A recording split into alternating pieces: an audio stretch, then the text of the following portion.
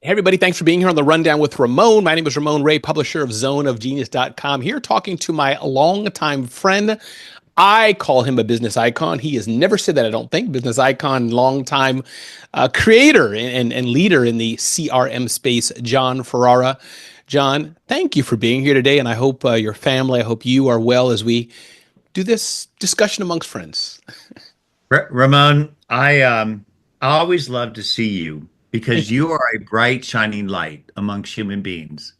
And you're always sharing this energy of love and growth around you. And so I remember, sometimes I just run into you at conferences and Yeah. stuff. And I got to give you a big hug because you're that kind of guy. And I'm honored to be your friend. And I appreciate the opportunity to have a conversation with you that hopefully will blow some wind in the sails of the people who are listening to this today. And if they just remember one thing, of all the things we're going to talk about, put your prayers in the universe. Hmm. Put your prayers, trust in your higher power, and be present enough in your walks of life to listen for the door knocking. And when the door knocks, be brave enough to walk through that door because that's how magic happens in your life. And we can all do with a little magic, you know? Well, Jon, what a way to start. And preceding that, when we were not recording, you had said the power of just going for a walk as Yes. well, Jon. Can you recap that? Why just a nice walk with somebody is important to you? I don't know if you know, we do have Zoom, we have AI, we have all the things that I don't even want to talk about. But why a walk? Walk and talk, as you called it. Well, the more digital we get, the more human we need to be, and humanness will stand out, even if it's humanness in error. And I'll talk about that a little bit later if you remind me Hmm. about how uh, an email with typos is going to pull better than a perfect email. But walking and talking. So I've been blessed to be an entrepreneur for quite some time and built businesses. And back in the day, they were brick and mortar and with people in a building and stuff. And there's a dynamic that happens when you're talking to another team member or even somebody who is a business partner that's meeting with you, whether it's across a desk or across a conference table, because that sets a dynamic, right? And some people even like to play with that, where they put a lower seat on the other side so the person's sitting there lower or whatever, right? And I like to I think it's more powerful when you're connecting with another human being to truly connect with them, to Mm. remove barriers of of our places in life, and to basically walk and talk. So often I'd have meetings with team members or friends or business partners, whoever, and rather than meeting at my desk, we'd walk across the street to the beach because my office used Mm. to be overlooking Gladstones in the Pacific Ocean at Goldmine back in the day. And we walked down the beach. In fact, some of the best ideas I've ever come up with in regards to CRM was walking and talking with my business partner who lived in Malibu on the ocean. And we'd meet up at places like back on the beach. These are all places in the Pacific Palisades area. But by when you get out in under the sun, in the blue Mm. sky, you're closer to God. And I believe that that magic happens when you trust in a higher power. Mm. And so by being out there under the sunshine with another human being and you're talking, there's more of an exchange than it's just the two human beings that are doing the exchanging. You're exchanging with the universe because you're out in the temple of life. And I just think magic happens out there. And so when you're walking with another human being, they're breathing fresh air and they're getting sunshine on them. They're dynamically going to change than if they're sitting in a chair because all of a sudden you're not breathing right when you're sitting in a chair and you got fluorescent lights or whatever it is that's beaming down on you. And we're all distracted because we got our computers in front of us. So, like, I might be talking to you and my computer's bleeping or something. But if you walk and talk, especially if you leave your phones, gosh, things happen. And then people remember you. You Mm. know, Ramon, there's a reason why you and I have stayed friends over the decade plus that Yeah. we've connected with each other. And it's because when we do connect, we connect at a deeper level where reconnecting there's already that bridge between our two souls, right? We're just sort of there with each other. And I think that's why you got to get personal in Yeah. life, right? It's about relationships. Sure, money and growth and all Absolutely. that happens, it follows it, right?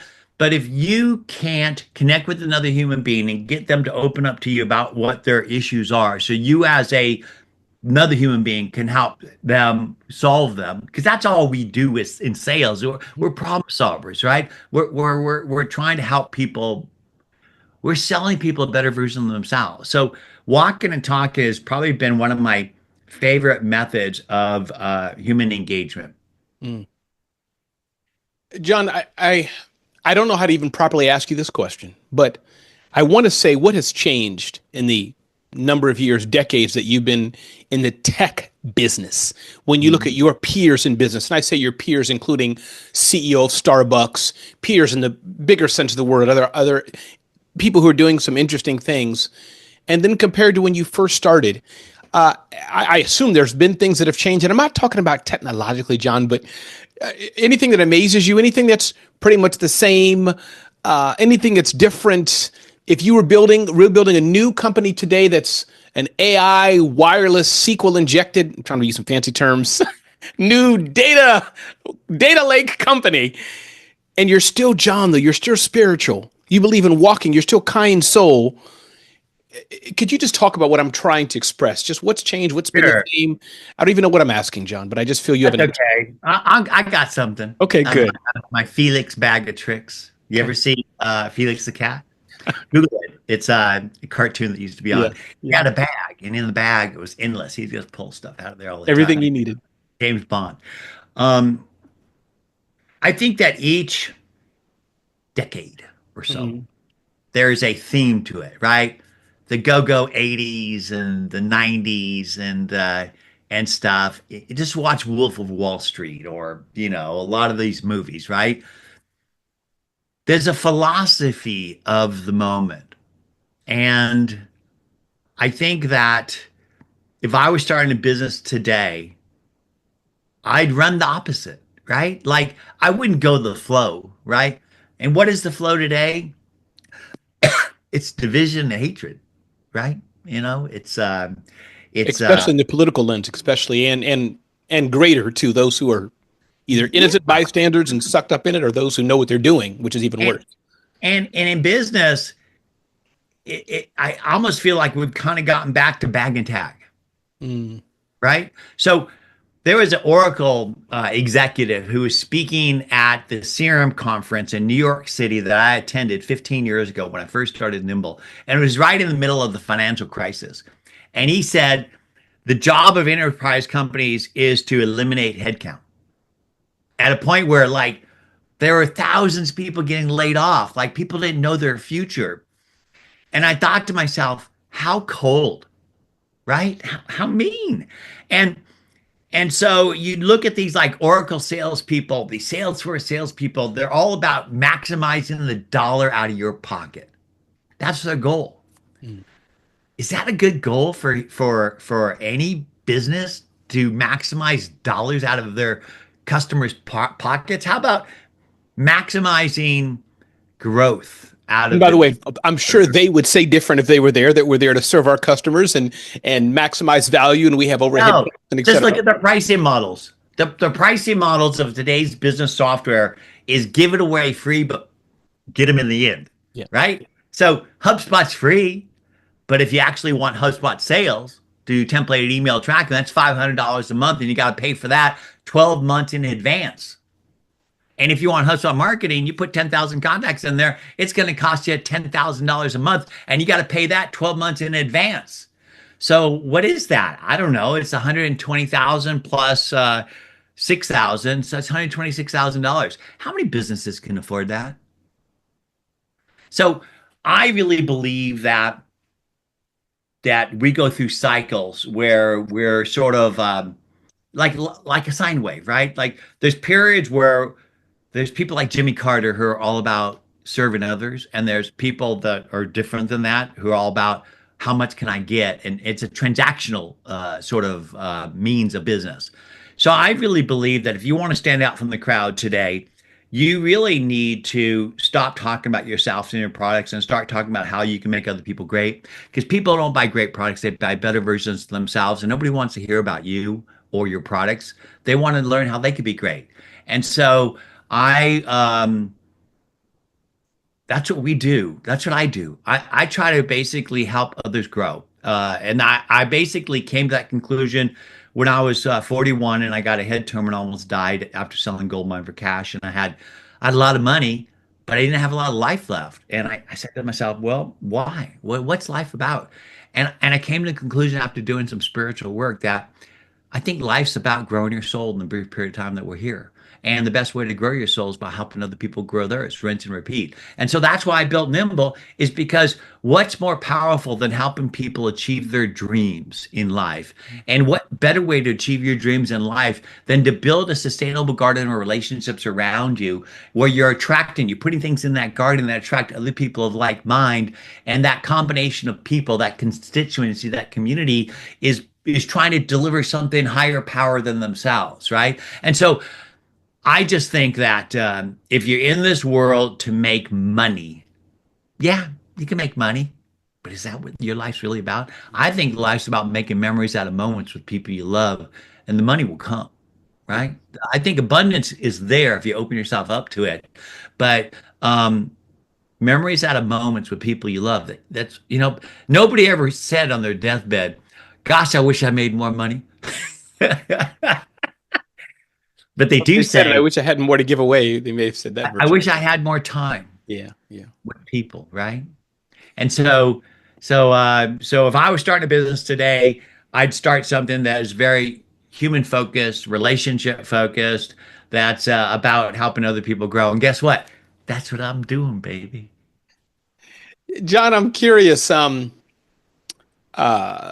What are your thoughts of going public then? I like asking you this because you're definitely a capitalist. You Yeah, definitely have a heart. You've yeah. sold stuff, in the whatever stratosphere of wealth and all that, but you're clearly dialed in different. You go both ways in a good way. You know what I'm saying? It's just how your mind works. So I'm curious, many of your peers and or talk to the young entrepreneurs. I'm making this bottle. We need to put some fancy doohickey chip in it, blah, blah, blah. Forget the business model for now, but feel free to restate the question however you want. But my point is, I need to get $5 million from John or 5 billion. You want to maximize your money, even if it's for good, and you already know where I'm going. So you give me the money. That means you don't want to get back 2%. You want 7%, 10%, whatever Mark Cuban and crew say, whatever the things we see, so I guess my point is, what do you say then to the whole aspect of going public and investor money? Is that just a rat race, or is that just a choice they have to make how they want to live? Because there has to be some return, but feel free to reject any, assumption I've made. So, so just because I believe that service is the new sales, that you should be serving others, and the more people you serve, the more you'll grow. I mean, Zig Ziglar says it, right? I mean, the more people you outgrow, the more you'll grow. That doesn't mean I don't like success, Ron. I Right, love it. right. I love it. I love to travel in style. I love to eat in style. I love life, right? So I'm not saying success is bad. I'm saying if your main purpose in life is to basically maximize as much dollars as you can out of somebody else, as opposed to maximizing how much you help others grow, then it's going to feel different. It's going to be different. And so I'm all about entrepreneurship. Sure. People are basically building businesses and getting investors. In fact, Mark Cuban is an investor and a friend. Oh, okay. There you go. And so I don't have anything bad to say about business. I Sure. have bad things to say about unscrupulous business people. Yeah. Yeah. No, I totally understand that. I don't want to shift to transactional things, but I'm going to, just because we live in a planet that has a clock and a time on it. Yep, But you and yep. I are going to meet again and just have some tea or coffee, whatever we have. But going back to things that have changed, John, I think our mutual friend Mark Schaefer has written quite a bit about this, and I just would like your thoughts about marketing. I'm going to get to CRM in a minute, which is related to it, I think. Yep. I'm not Yep. schooling you, but just this aspect of Google. You may have heard of, not Cheddar, what's Chegg, the book company. Poor them, built a whole business on content where you had to go to their website now and boom, the AI snippets, how search has changed. Anybody can now hit a button, doot doot, and have a whole 3-minute movie. So, can you just talk about what's changed? What's the same in marketing from when you were doing it, and you have a team now, but when you were doing it X years ago till today? What's the same? But what do you say if you say, no, Ramon, this has to change because of technology? This has to Yeah. change. Curious. Yeah. So every business has a website. Okay. And your business as a business is driving eyeballs to this website and converting those eyeballs into some result that you're trying to get. Mhm. And I think for today's businesses, it's too hard, right? Mhm. So if you're going to run a business, you need a website, then you need some sort of email marketing thing that will attach to the website, collect leads through a web form, put those leads into a sequence nurture process until the leads lead qualified, and then you engage with them. And so that means you need email marketing. So if you're going to get email marketing, is a range of products out there that do it. So you buy that, right? Then you basically get this qualified lead and you got to give it to the sales rep, and the sales rep's got to engage. And actually, engagement tools don't come with your CRM. You got to buy them extra. That's why HubSpot sales is $500 per month, and HubSpot marketing is $10,000 a month. So yeah, you get a free CRM, but you can't do anything with it. So you need sales and marketing. And so that's just a lot of money. We went through the math earlier. I think it was Mhm. it was 126,000. $126,000. So I think that the stack of technology that's required to run a business today is too costly and too complex. And I think they take advantage of you. They nickel and dime you. It's a cut of 1,000 deaths. If you want to basically get the basic CRM for most of the CRM vendors, it's $25 a month or whatever it is. But then if you actually want some logic or security with the user groups or whatever, you get into $75, $150 a month. And the problem with that is that that discourages people from using the serum for the whole company. Now, what does that mean, the serum for the whole company? So, what percentage of people are in sales in companies? 5%. So, Mm-hmm. out of 100 people in a company, 5 people are in sales. What are the rest of the people doing in that company? They're dealing with the constituency around the business. So, sales, marketing, customer service, management, admin, PR, biz dev, investor Legal. relations. All these people are managing contacts with spreadsheets. There's 225 million global businesses, less than 1% use any CRM. The reason why is CRMs aren't built for relationships, they're built for management reporting. And so CRM should stand for customer relationship management. It stands for customer reporting management. The reason they call it Salesforce is you have to force salespeople to use it. And so I think the biggest problem with CRM today is it's not built for managing contacts. It's built for managing leads and for salespeople pounding them. And it's not even designed for salespeople to engage. That's why they got to go out and buy Outreach.io and Zoom Info and LinkedIn Sales Navigator, which is $150 per user per month per tool. That's $450 in addition to your CRM I just talked about.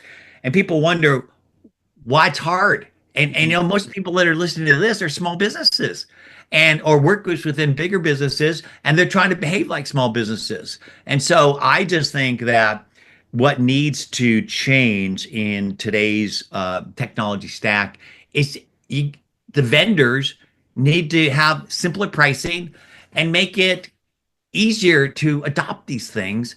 And I think that today, if you're using an email marketing program, the sales rep who's engaging when you send the lead over can't even see the history of what the email marketing system did. And so you basically have all these separate silos of systems. Back in the day, I trademarked automated processes 35 years ago. Automated processes was actions based on triggers. So that means if you put in a name in the Goldmine database and it looks like this, then Goldmine would do that. That could be a series of things. Day 1, send a fax. I just dated myself. Day 7, send an email. Day 14, do a call. The reason why we had automated processes is that we're all human Mm-hmm. and we know what we should do, but we don't do it. Why don't we do it? Because we're human, right? And so we need machines to help us with this stuff. So we need automations, we need marketing, but I think that they're being overused today with AI and all this shit. My email inbox is a slaughterhouse. Yeah. It's all these emails that don't really speak to me. They're just templated emails that are they're easy to send out, so they're sending them out. And I think for you to stand out today, you need to be more human. You need to actually um you need to basically stand out by becoming a trusted advisor as opposed to a salesperson. Mm. Nobody wants to buy from a salesperson, but they want to buy from the expert. And so if you could basically give your knowledge away on a daily basis, and that knowledge is putting your customer at the heart of the story where they're the hero and you're showing them how they could be great. I like to say, if you teach people to fish, they'll figure out you sell fishing poles. And I think most people are too busy selling the fishing pole than teaching people how to fish. Mm. And I think that's what you need to do as a business. But if you do that, right? So if you do what I say, which is giving your knowledge away, teaching people how they could be great, you're going to basically get thousands of people going to your website and they dragging their friends with them. Well, then you need email marketing, you need a good CRM with some sales enablement stuff with it, and you need some good processes around that because if you're basically putting people in your database, your CRM, you should put them through a process and not everybody's dollar related. So you need a CRM that's not just sales focused. And so I believe that people are hungry for a relationship tool for the whole company that enables everybody in the company to participate in the journey with their constituency, which isn't always prospects and customers or sales and marketing. John, that is powerful. Is it fair to say that things are shifting? AI is making things different, maybe even harder. Again, my words, not yours, but it sounds like I heard you're saying the fundamentals of share, share, share. Our friend, I think you know Marcus Sheridan, his book years ago, they ask you answer, it's a pool company. He just shared knowledge, shared knowledge, shared Yeah. knowledge, built up an audience, or I call it my book, Celebrity CEO.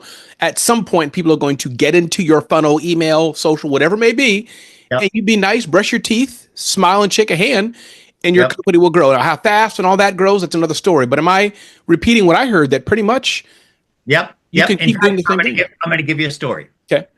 Defender milk. You ever heard of Defender milk? No, I want to say I have, but not sure. Okay, so back in the late 1800s, all these milk producers wanted to get into different Okay. marketplaces. And there was a milk company in New Zealand or Australia, and Defender Milk, and they basically made milk into powder or concentrates, Hmm. and they were shipping them, and they get letters from their customers, moms. Is it safe for me to do this? How do I feed my baby with this? Right? So somebody in that company started collecting all the letters together and started publishing them into a book. It's called the Baby Gerber book or something like that. Hmm. And it had bigger delivery than the Bible at the time. And it put that milk company on the map. Today they're Glaxo Wellcome, the Hmm. Yeah, pharmaceutical yeah, company, yeah. Wow. right? And so influencer marketing, content marketing is as old as time. Yeah. In fact, I built Goldmine through influencer marketing. Hmm. So imagine I built Outlook because it was Outlook before Outlook existed. Email, contact, and calendar unified together into a network contact tool with sales and marketing. How do you convince businesses to buy a networked contact sales and marketing tool if they just install a network? They Other don't people really have to be know. connected to it. So you find the trusted advisor of that small business, the guy that sold them the network. And so what I did is I cold called every Novell reseller in the country and I got them to use it because people sell what they know and they know what they use. And they started recommending it and reselling it. And that's how we got to our first $50,000 a month Wow. in revenue, influencer marketing. Yeah. And Wow. then the resellers wanted leads and I didn't know how to advertise. Plus, I didn't have any money to advertise. So I started contacting editors at magazines and saying, how can I help you tell more stories about businesses? They said, tell us stories about how businesses are using technology to grow. So I did. In fact, the head of strategy at Salesforce, John Tashik, was the editor at PC Computing back when I was teaching him about Yeah. CRM. And so Gene Marks was one of my resellers Yeah. back in the day. Yeah. And so I agree with you that storytelling, setting yourself up as a trusted advisor as a business is one of the best ways to grow your market.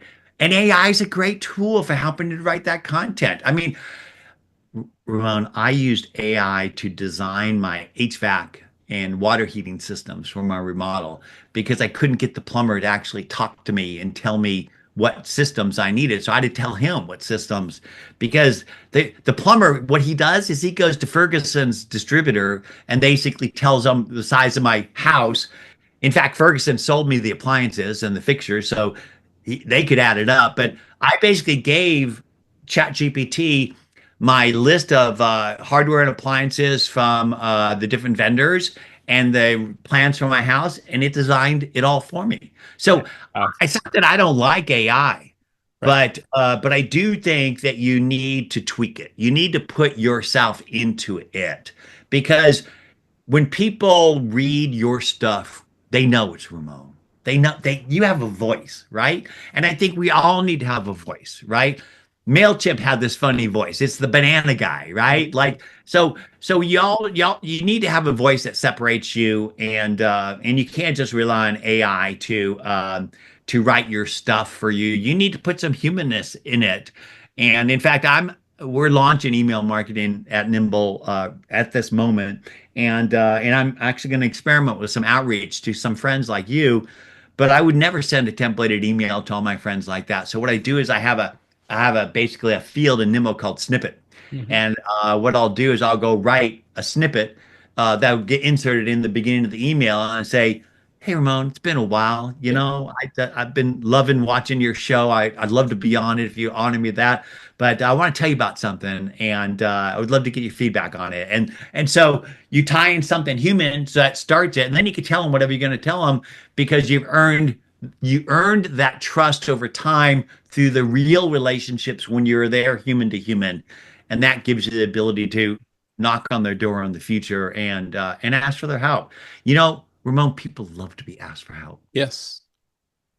Yes. I was talking to two friends of mine, John. They're breaking into the construction business. They don't have a Yeah, lot of money at all. yeah, I said, I can't, if you go to whatever the trillionaire executive, it's probably hard to reach him. Not because he's a bad guy. I don't know that guy, but meaning it's just way high up. yeah, But you go to a company that has a few hundred million in sales, maybe a billion, because for construction, that's relatively still small. But like that seasoned guy, kind of like yourself, John, or maybe even me. I'm 52, but guy who's been pretty successful, a guy who's on his own LinkedIn, not somebody that you see on yeah, TV, somebody who's like that. You DM that guy, say, Mr. Ferrara, congratulations on being in Crane's top places to work in New York City. We live right down the block in New Jersey. Do you think we could just come by your office, or could we have a call with you to ask what you did right, John? I guarantee 20 of those emails, even half personal, 80% of these execs are going to say, young men, love to help you. And yeah. B, don't be stupid. Sell them on something, but you want to get connected to people. To your point, I Yeah. just told them the same advice. Just say, hey, I saw you in Time. I saw you in Newsweek. I saw you in Best Construction Places to Work.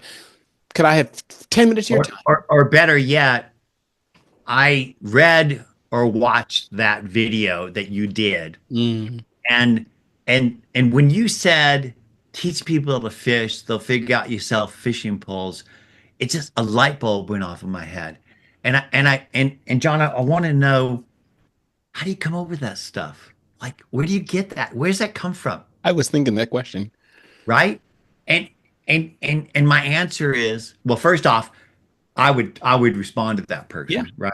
yeah, But the answer to that goes back to the higher power thing, Ray. yeah, yeah, You know? yeah, yeah. No, you're right. You're right, and I think that means us being dialed in and being very secure people. You've been building Nimble for some time, John. At this level of building Nimble, what is your day-to-day role in Nimble? Like, do you have some cool title, chief scientist, which means you just get to be on a whiteboard all day long? Are you active in hiring Becky, who just started as a receptionist at the Texas office or whatever? I'm having fun here, but what's your what don't you have to do? And Hmm. what are things that you do spend time thinking about, if that makes sense? What are things you don't have to do? Maybe even the better question. I don't know. Yeah. So I'm heavily involved in the product and in the Okay. marketing side of the business. And so I meet regularly with the marketing team for the storytelling, and also with the product team for the product development stuff. And I really see my main job as twofold.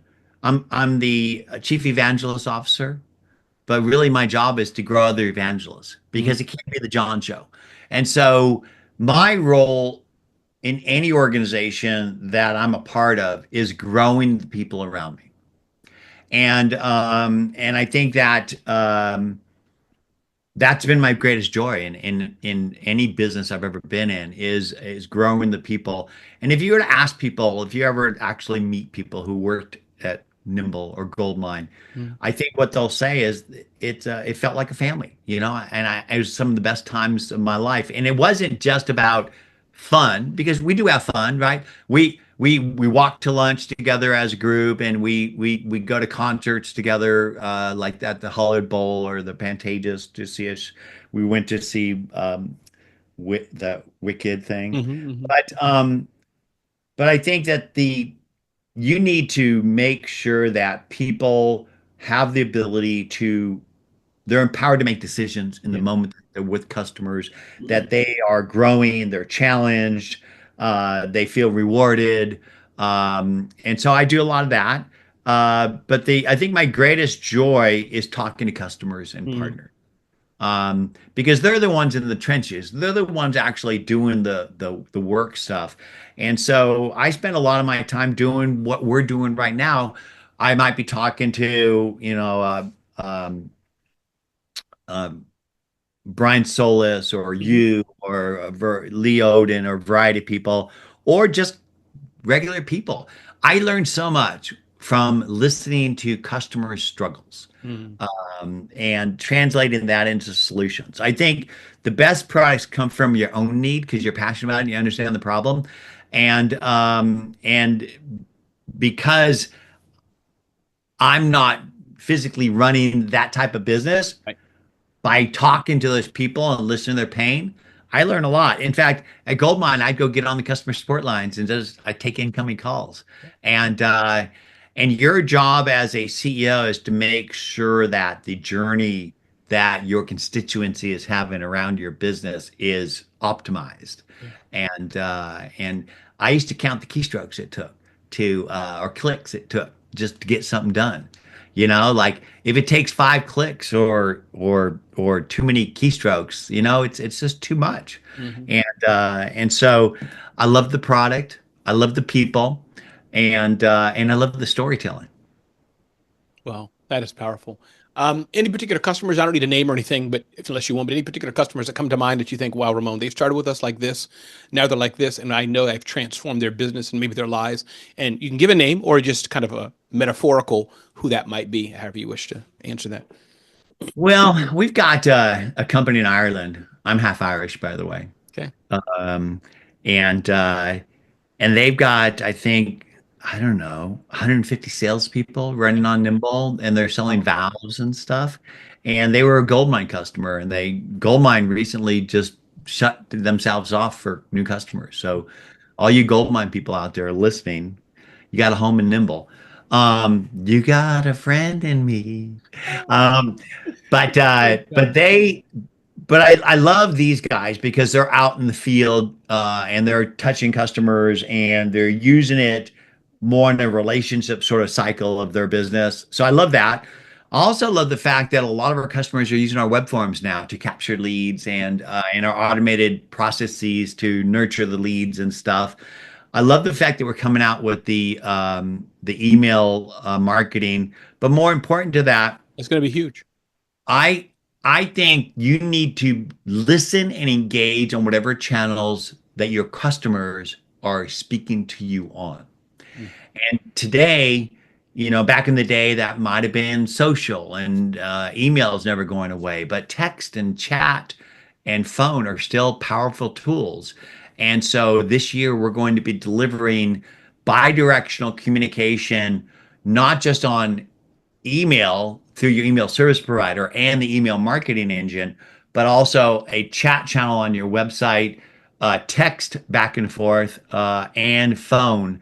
So you'll be able to basically build a list of 25 people you want to call, hit a button, it'll dial the first person. If you get a voicemail, it'll basically drop your message to them and you move on to the next call. Just power through those calls. And if they call you back, it'll pop the person up and basically record the call and all the stuff that businesses need. Today, you got to go out and buy like a million tools for Mhm, that, mhm. right? And they're not designed for the customer conversations across sales, marketing, and support. And so Nimble is evolving into a growth engine for businesses across all the channels that you're dealing with, sales, marketing, support, and the rest of the people that are non-dollar related. Because there's so many people in your life today that you'd never forecast a dollar from Yeah, them, like me, yeah, but we have a relationship where we're right. blowing wind into each other's sails, and most businesses ignore those people, and because they don't have a system for it, or they're Mm, doing it in spreadsheets.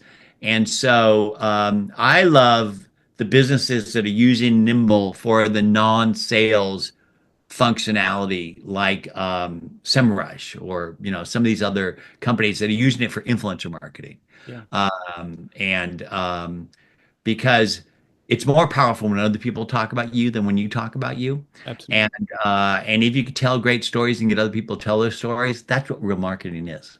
Yeah, no, that's true. And shout out to your team member, Michaela. I had to talk to her offline a few days ago, whatever it was. She's just an amazing human. So I know it's been with you for a long time. Yeah, yeah. I mean, when people are with you for 15 years, it's saying something. Yeah, sure. Um, what do you tell John? And again, Jon Ferrara, founder, CEO of Nimble. Thank you for spending time with us today.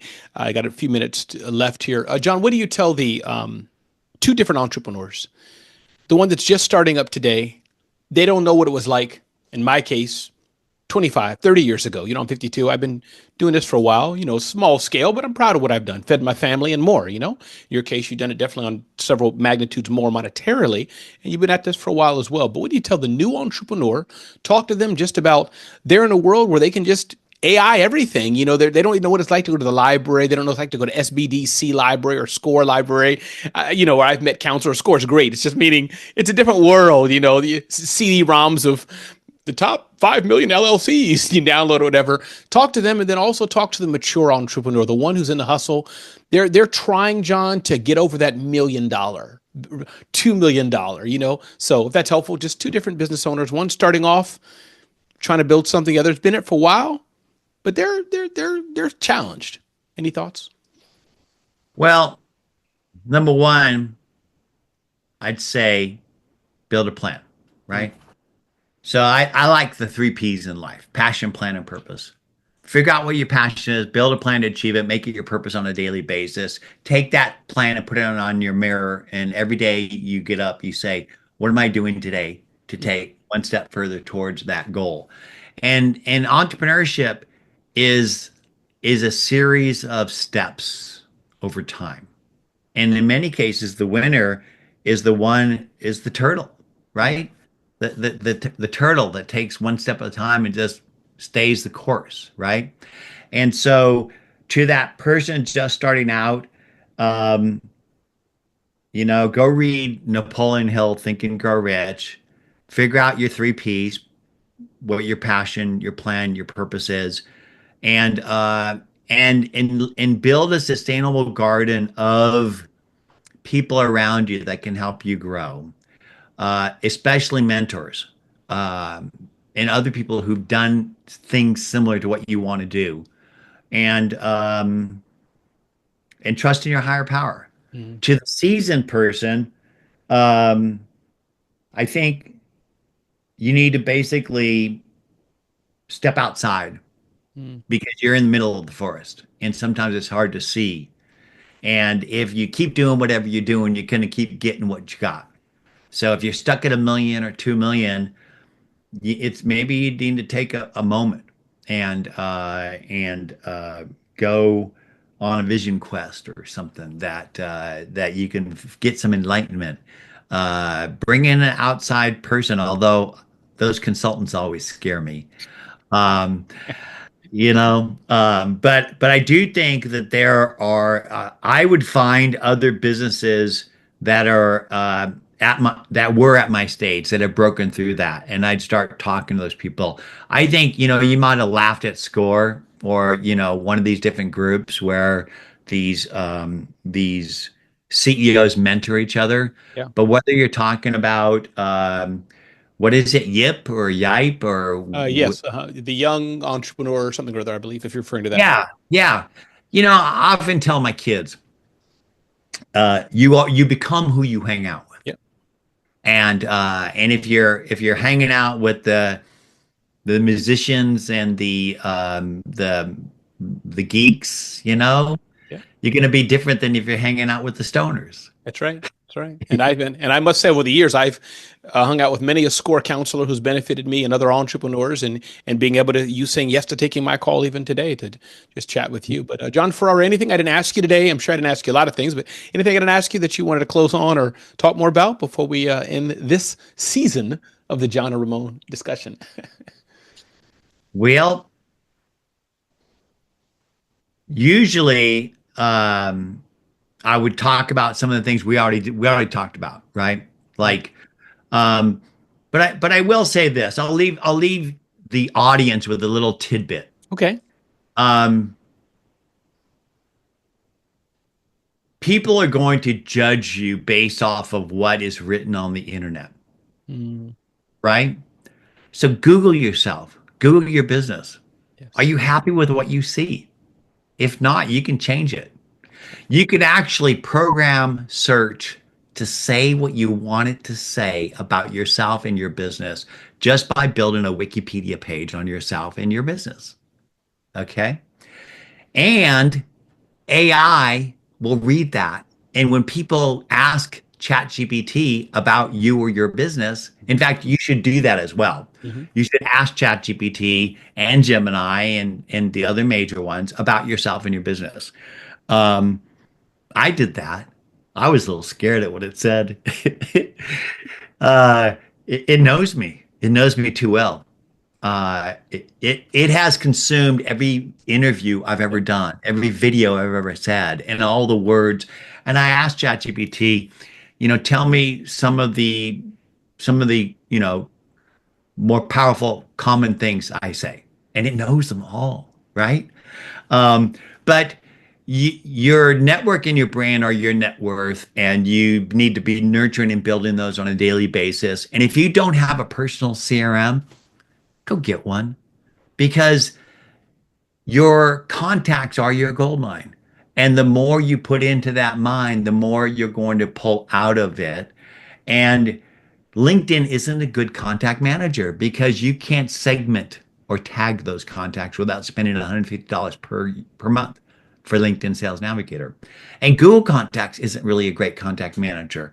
You need your own personal CRM, and that way you can bring your brand and network to work with you wherever you're working, no matter what tool they have at that business.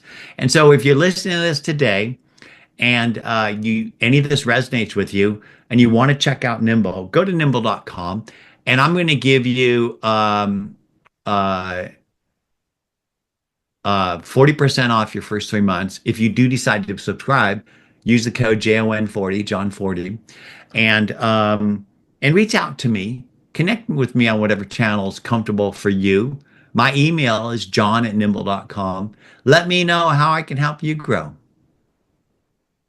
Powerful. Jon Ferrara, CEO of Nimble. Thanks for joining us today. Appreciate it. My name is Ramon Ray, publisher of zoneofgenius.com.